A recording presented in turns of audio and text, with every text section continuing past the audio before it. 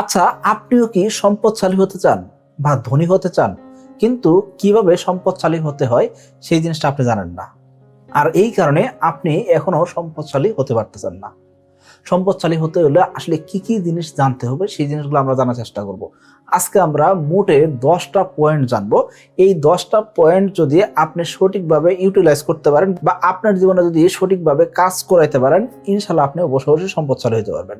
এখন আপনার কাছে মনে হতে অনেক কঠিন কঠিন হয়তো কথাবার্তা হবে, যার কারণে আপনার সম্পদশালী হওয়ার পথটা হয়তো বা সুগম হবে না বা সহজ হবে না। আসলে এত কঠিন কোনো বিষয় আলোচনা করা হবে না, একদম সহজভাবে 10টা পয়েন্ট আমি উল্লেখ করার চেষ্টা করব। তো চলুন শুরু করা যাক। দেখুন, আপনি সম্পদশালী হবেন কি হবেন না সেই জিনিসটা ডিপেন্ড করে এই 10টা জিনিসের উপরে। এর বাইরেও আরো অন্যান্য জিনিসপত্র আছে, তবে এই 10টা জিনিসই অনেকটা মুখ্য জিনিস। এবং কি আমি আমার জীবনে এই 10টা জিনিস আমি সঠিকভাবে করতে পারছি বা সঠিকভাবে পালন করতে পারছি বলেই আলহামদুলিল্লাহ আমার বেশ কয়েকটি কোম্পানি কিন্তু রয়েছে। সো আমি বলবো আপনাকে এই জিনিসগুলো পরীক্ষিত জিনিস, আপনি চেষ্টা করতে পারেন। তো চলুন শুরু করি। সর্বপ্রথম, আপনি ইনকাম করতেছেন ভালো, কিন্তু আয় করার সাথে সাথে আপনি ব্যয় করতেছেন বা খরচ করে ফেলতেছেন। অর্থাৎ আপনার আয় হওয়ার সাথে সাথে আপনি ব্যয় করতেছেন, অথবা আয় করার আগেই আপনি ব্যয় করতেছেন, অর্থাৎ আপনি ধার করতেছেন। অর্থাৎ আপনি জানেন যে মাসের অমুক তারিখে আপনি একটা পেমেন্ট পাবেন বা মাসের অমুক তারিখে আপনি একটা টাকা পাবেন, যার কারণে আপনি আগেই কি করছেন, খরচ করে ফেলছেন। সো অন্য কারো থেকে ডেপ্থ বা ধার নিয়ে আপনি খরচ করতেছেন। সো আপনার আয় এবং ব্যয়ের খাত যদি আপনার সঠিকভাবে জানা না থাকে, এবং কি আপনি আয়ের সাথে যদি ব্যয় বেশি করে ফেলেন, অথবা আয় করার সাথে সাথে আপনি যদি সঞ্চয় করতে না পারেন, তাহলে কিন্তু আপনি কখনোই সম্পদশালী হতে পারবেন না। তার মানে এখানে একসাথে 3টা জিনিস যুক্ত আছে। 1 নম্বর, আপনাকে আয় করতে হবে।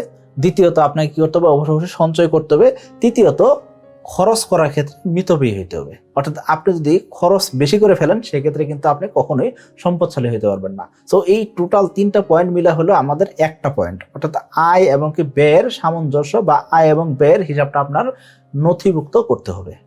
দ্বিতীয়ত, আপনি আসলে কখনো চাচ্ছেনই না আপনি সম্পদশালী হন। আপনার কখনো ইচ্ছাই হয় নাই যে আপনি সম্পদশালী হবেন। অন্য কেউ সম্পদশালী হয়েছে সেটা দেখে আপনার জেলাস ফিল হয়, বা আপনি চিন্তা করছেন বড়লোক হওয়া তো বড়লোকদের কাজ, আমি গরিবের সন্তান, আমার পক্ষে কি আর বড়লোক হওয়া সম্ভব। অর্থাৎ আপনার ব্রেনের ভিতরে ঢুকায় রাখছেন যে কোটি টাকা অনেক টাকা, এই কারণে আপনি কখনোই সম্পদশালী হতে পারতেছেন না।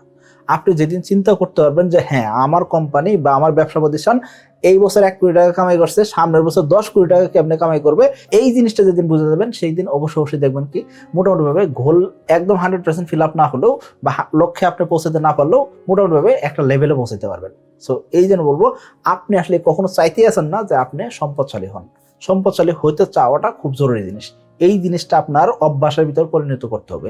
তবে অতিরিক্ত লোভ করা যাবে না, অতিরিক্ত লালসা তৈরি করা যাবে না। তৃতীয়ত, খুব ইম্পর্টেন্ট একটা জিনিস বলবো, এই জিনিসটা অনেক ক্ষেত্রে আমি দেখি যে আপনার কাছে 10,000 টাকা আছে, 50,000 টাকা আছে বা 1 লক্ষ টাকা আছে। আপনি চিন্তা করতেছেন কি এই জিনিসটা কোথায় ইনভেস্ট করা যায়। অর্থাৎ আপনি সঞ্চয় করার দিকে খেয়াল করতেছেন বা ইনভেস্টমেন্ট করার দিকে খেয়াল করতেছেন, কিন্তু আপনি আয় কিভাবে বাড়াবেন, আপনার ইনকাম কেমনে বাড়বে, প্যাসিভ ইনকাম কেমনে করা যাবে, সেটা আপনি কখনো চিন্তা করেন নাই। আপনি চিন্তা করছেন কি 10,000, 20,000, 1 লক্ষ টাকা আপনি ইনভেস্ট করবেন। এখন এই ইনভেস্টমেন্টের ক্ষেত্রে অধিকাংশ ক্ষেত্রে দেখা যায় কি আপনি ভুল জায়গায় ইনভেস্টমেন্ট করে ফেলেন। কারণ কি আপনার ইনভেস্টমেন্টের পরিমাণটা কম। সো এই ইনভেস্টমেন্টটা যদি ভুল জায়গায় ইনভেস্টমেন্ট হয়ে যায়, সেই ক্ষেত্রে কিন্তু বিপদে পড়ার চান্স রয়েছে। আমি বলবো আপনাকে এই ক্ষেত্রে ইনভেস্টমেন্ট করার সময় বা সঞ্চয় করার সময় অবশ্যই অবশ্যই খুব সিরিয়াস হয়ে আপনাকে ইনভেস্টমেন্ট বা সিকিউর ইনভেস্টমেন্ট আপনাকে করতে হবে। তা না হলে কিন্তু সম্পূর্ণ টাকা হারিয়ে যাওয়া বা সম্পূর্ণ টাকা অন্য কেউ মেরে দিতে পারে। এই জিনিসগুলো কিন্তু বাংলাদেশে অ্যাভেলেবল চলতেছে। সেই স্ক্যামিং বা বেটিং সেক্টর থেকে আপনার টাকা এবং আপনাকে দূরে রাখার চেষ্টা করতে হবে। চতুর্থত, আপনি বিনিয়োগ করতেছেন কিন্তু সঠিকভাবে বিনিয়োগ করতেছেন না।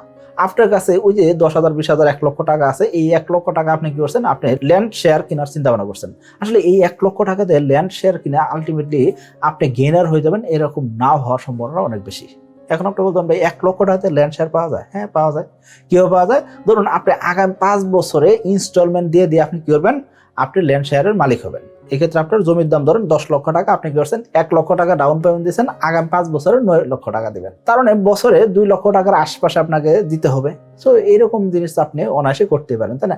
সো এই জায়গা চিন্তা ভাবনা করে আপনি ইনভেস্টমেন্ট করছেন, কিন্তু এই জমিটা আপনি আসলে কখনো পাবেন কিনা সেটা আপনি জানেন না। অর্থাৎ এই যে ইনভেস্টমেন্টটা করলেন, এই ইনভেস্টমেন্টটা সিকিউর কিনা সেটা আপনার জেনে বুঝে ইনভেস্টমেন্ট করা উচিত ছিল। 5 নাম্বার, এই জিনিসটা আমাদের অনেকের ক্ষেত্রে হয়ে থাকে। অনেকে চিন্তা করে কি আমি পরিশ্রম করব, পারিশ্রমিক পাবো কখন, আমি এখন পরিশ্রম করছি, এখনই আমার ফলাফল দরকার, এখনই আমার রেজাল্ট দরকার। এই জিনিসটার কারণে অনেকেই বড়লোক হইতে পারতেছে না। এখন আপনারা বলতে পারেন ভাই আমি তো পরিশ্রম করলাম, ফলাফলের জন্য আমি পরিশ্রম করবো না, আমি কি ফলাফল চাইবো না? হ্যাঁ, আপনি ফলাফল চাইবেন, কিন্তু একটু চিন্তা ভাবনা করে দেখেন তো, একজন দিনমজুর কি করেন? সকালবেলা কাজ শুরু করছেন, বিকালবেলা তার কাজ শেষ, বিকালবেলা সে পারিশ্রমিক নিবে, অর্থাৎ ওনার ইন রেজাল্ট কিন্তু কখন বেড়ে গেল? দিনের শেষে। কিন্তু একজন ছাত্রের কথা আসেন, একজন ছাত্র কি হলো, সারা বছর ধরে পড়াশোনা করতেছে, বছর শেষে তার একটা রেজাল্ট আসতেছে, এর মাধ্যমে দেখিতেছে সে রুল 1 2 3 এইভাবে তার কিন্তু অবস্থা পরিবর্তন হচ্ছে। তো ছাত্র জীবনটা কেন ওই কর্মজীবী মানুষটার মতন হলো না, যিনি প্রতিদিন পরিশ্রম করলেন, প্রতিদিন দিন শেষে একটা অ্যামাউন্ট পাইলেন, ওই অ্যামাউন্টে ওনার পরিবার চলবে, এরকম কেন হলো না? অবশ্যই একটা সিস্টেম আছে, তাই না? সো আপনারও এরকম সিস্টেম তৈরি করতে হবে, যে সিস্টেমটা আপনাকে দীর্ঘমেয়াদী প্রফিটেবল করবে। আপনি যদি শর্ট টার্ম প্রফিট চান, দ্রুত সময় প্রফিট চান, সেই ক্ষেত্রে এইসব জায়গা থেকে আপনি কখনোই সম্পদশালী হতে পারবেন না। সো আশা করি বুঝতে পারছি। 6 নাম্বার, আমরা অনেক ক্ষেত্রে বিভিন্ন ধরনের জিনিসপত্র কিনি, আমরা মনে করি এই জিনিসগুলো আমাদের অ্যাসেট। আসলে আমরা সম্পদ কিনতেছি না, আমরা কিনতেছি কি লাইবিলিটিস।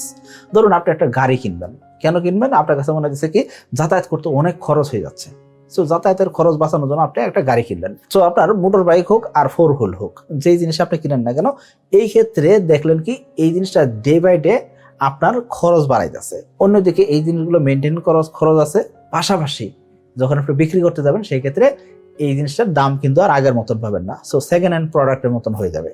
সো তার মানে আপনি এখানে আসলে লাইবিলিটি কিনছেন, আপনি কিন্তু অ্যাসেট কিনেন নাই। হ্যাঁ, অনেক ক্ষেত্রে হয়তো বা গাড়ি জিনিসটাই অ্যাসেট হইতে পারে, কিন্তু অধিকাংশ ক্ষেত্রেই দেখা যায় কি আমরা সমাজকে দেখাইতে চাই আমার এত টাকা আছে, এরকম অবস্থা আছে, এটা আমরা দেখাইতে চাই, যার কারণে দেখা যায় কি আমরা লাইবিলিটিস কিনতেছি, আলটিমেটলি আমরা অ্যাসেট কিনতেছি না। অ্যাসেট কেনার দিকে আমাদের বেশি মনোনিবেশ করতে হবে। 7 নাম্বার, খুব ইম্পর্টেন্ট জিনিস, সেটা কি আপনি যে কাজটা করতেছেন সেই কাজটা আপনি ভালোবাসেন কিনা, সেই কাজটা আপনার প্যাশনের সাথে যায় কিনা। হ্যাঁ, আপনি কাজ করতেছেন কিন্তু কাজটা আপনার প্যাশনের সাথে যাচ্ছে না, আপনার খুব কষ্ট হচ্ছে, আপনার মনে হইতেছে যে এই কাজটা থেকে বেরোতে পারলেই আমি বাঁচি, অর্থাৎ আপনি নতুন নতুন চ্যালেঞ্জ নিতে রাজি হচ্ছেন না। দেখুন, যেই জায়গায় আপনি চ্যালেঞ্জ নিতে না পারবেন, একটা সেটেল অবস্থায় আছেন, ধরেন আমাদের কোম্পানির কথাই বলেন, আমাদের কোম্পানি একদম সেটেল একটা সিস্টেমে চলতেছে। সো একটা সিস্টেম যেহেতু রান হয়ে গেছে, এই জায়গায় আপনি নতুন করে চ্যালেঞ্জ নিতে পারতেছেন না। যখন চ্যালেঞ্জ নিতে না পারবেন সেই ক্ষেত্রে আপনার গ্রো করার সুযোগটা কিন্তু কম থাকবে, অর্থাৎ আপনি বড় হইতে চাইবেন সেই জিনিসটা কিন্তু কম থাকবে। আর এই কারণে আমরা কি করছি, আমাদের কোম্পানিতে যারা এমপ্লয় রয়েছেন তাদেরকে প্রতি 2 বছর 3 বছর পর পর আমরা শিফট করে দিই, অর্থাৎ তাদের আগের অবস্থা বা তাদের কাজের সেক্টরটা আমরা পরিবর্তন করে দিই, অর্থাৎ ডাইভার্সিফিকেশন করে দিই। কেন? কারণ কি একটা সিস্টেম রান হয়ে গেছে, এই সিস্টেমে নতুন করে কিছু করার মতন তেমন কিছু নাই। সো এখান থেকে শুধুমাত্র গ্রো করার সুযোগ আছে, কোম্পানি গ্রো করবে, কিন্তু স্টাফ যিনি ওনার কিন্তু স্কিল ডেভেলপমেন্ট করার সুযোগটা কম থাকে। সো আপনি যে কাজটা করতেছেন সেই কাজটা আপনি ভালোবাসেন কিনা সেই জিনিসটা কিন্তু খুব জরুরি। সো আপনি যদি বারংবার মনে করেন এই কাজটা শেষ হলে আপনি বাঁচবেন, সেই ক্ষেত্রে কখনোই আপনি সম্পদশালী হতে পারবেন না। 8 নাম্বার, এই জিনিসটা অনেক ইম্পর্টেন্ট, সেই জিনিসটা কি আপনি যে কাজটা করতে যাচ্ছেন সেই কাজটা করতে হলে আপনাকে কি করতে হবে, ঘরের বাইরে যেতে হবে, তাই না? সো আপনার লাক্সারি জীবন সেটা ছাড়তে হবে, বিলাসিতা ছাড়তে হবে, আপনার অলসতা ছাড়তে হবে। অলসতা আপনি ছাড়তে পারছেন কিনা? মানসিকভাবে অলস হইতে পারি, শারীরিকভাবে অলস হইতে পারি। কিভাবে? আপনার একটা কাজ করতে হবে এটা আপনি জানেন, কিন্তু আপনার মন চাইতেছে না। সো মনে যদি না চায় সেক্ষেত্রে আপনি মানসিকভাবে অলস, আবার আপনি শারীরিকভাবে অলস হইতে পারেন। কিভাবে? আপনার কাছে মনে হয়েছে কি এই কাজটা করবো, এখন আজকে না করে কালকে করি। সো আপনি কাজটাকে ফেলে রাখলেন কেন? আপনার কাছে মনে হচ্ছে আজকে অনেক কাজ করছেন, সো আপনার শরীর আর নিতে চাচ্ছে না, সো আপনি শারীরিকভাবে অলস হয়ে গেছেন। সো এই ক্ষেত্রে আপনি কি করতে পারতেন? আপনি ডেলিগেট করতে পারতেন, অন্য কাউকে দিয়ে কাজটা করানো যায় কিনা সেটা আপনি করতে পারতেন, অর্থাৎ আপনি এই কাজগুলো করতেছেন না। সো এই জিনিসগুলো আপনাকে বাদ দিতে হবে। 9 নাম্বার, খুবই ইম্পর্টেন্ট, সেই জিনিসটা কি আপনি যে সম্পদশালী হবেন, সম্পদশালী হওয়ার মাধ্যমটা কি হবে, তাই না? সো মাধ্যমটা হবে কি আপনার ব্যবসা করতে হবে। সচরাচর ব্যবসায়ী না হলে আপনি দ্রুততম সময়ে কখনোই সম্পদশালী হতে পারবেন না। হ্যাঁ, আপনি জব করে হয়তো বা একটা সিকিউর জীবন পাবেন, কিন্তু চাকরিজীবী হয়ে আপনি কখনোই অধিক সম্পদশালী হবেন সেটা কিন্তু সম্ভব নয়। সো আপনাকে ব্যবসায়ী হতে হবে। এখন আপনি বলতে পারেন ভাই আমি কি তাহলে চাকরি করব না? হ্যাঁ, আপনি চাকরির পাশাপাশি ব্যবসা করতে পারেন। আবার আপনি বলতে পারেন আমি যদি ব্যবসা করি সেক্ষেত্রে তো অনেক রিস্ক থাকে। সো যেখানে রিস্ক আছে সেখানে আসলে আলটিমেটলি আপনার লক্ষ্যে পৌঁছানোর অপশনটাও রয়েছে, সেটা আপনাকে দেখতে হবে। আপনি অপরচুনিটিস দেখলেন না, আপনি শুধু রিস্ক দেখলেন, সেক্ষেত্রে কখনোই আপনি সম্পদশালী হতে পারবেন না। 10 নাম্বার, এই জিনিসটা খুব ইম্পর্টেন্ট একটা জিনিস, এবং এই জিনিসটা যদি আপনার জীবনে ফলো আপ করতে পারেন বা এই জিনিসটা যদি আপনার জীবনে নিয়ে আসতে পারেন, অবশ্যই আপনি সম্পদশালী হতে পারবেন। সেই জিনিসটা কি? হিজরত করা। আপনি ব্যবসা করেন, চাকরি করেন, যাই করেন না কেন, আপনার হিজরত করতে হবে। এখন আপনি বলতে পারেন ভাই হিজরত করা মানে কি? আপনি যেই অবস্থায় আছেন, যেই লোকেশনে আছেন, যেই অবস্থায় কাজ করতেছেন, সেই জায়গা থেকে আপনার জীবনের মান অথবা ব্যবসায়িক মান উন্নয়ন করার জন্য আপনাকে কি করতে হবে? শিফট হইতে হবে, এক জায়গা থেকে আরেক জায়গায় শিফট হইতে হবে। তা না হলে আপনি কখনোই বড় হইতে পারবেন না। এই জিনিসটাকে অনেকে মাইগ্রেশন বলে থাকি, অনেকে মাইগ্রেটেড পিপল বলে থাকি। অর্থাৎ আপনি ভালো ইনকাম করার আশায় কি করছেন? দেশ থেকে বিদেশ চলে গেছেন। বিদেশ পাড়ি দিচ্ছেন কেন? আপনি আসলে হিজরত করছেন, তাই না? সো এক জায়গা থেকে আরেক জায়গায় হিজরত কেন করছেন? আপনি বেশি ইনকাম করবেন। কিভাবে বেশি ইনকাম করবেন? পরিশ্রমে কি সমান করতেছেন, কিন্তু ওই জায়গায় আপনি ডলার কামাইতেছেন আর বাংলাদেশের জায়গায় আপনি কারেন্সিটা কি বিডিটি, অর্থাৎ বাংলাদেশি টাকা কামাইতেছেন। সো আকাশ পাতাল একটা পার্থক্য তৈরি হচ্ছে। আপনি বাংলাদেশে পরিশ্রম করলে 1 টাকা পাইতেছেন, সেই জিনিসটা আমেরিকায় বসে কামাই করলে 120 টাকা কামাইতেছেন। অর্থাৎ আপনি যখন হিজরত করছেন তখনই আপনার কিন্তু অবস্থার পরিবর্তন হচ্ছে। সো আপনার হিজরত করতে হবে। সো এই জিনিসটা কিন্তু আমাদের ইসলামে বলে থাকে যে আপনি কি করবেন? অবশ্যই হিজরত করবেন। আর হিজরত করলে আপনি কি দেখতে পারবেন?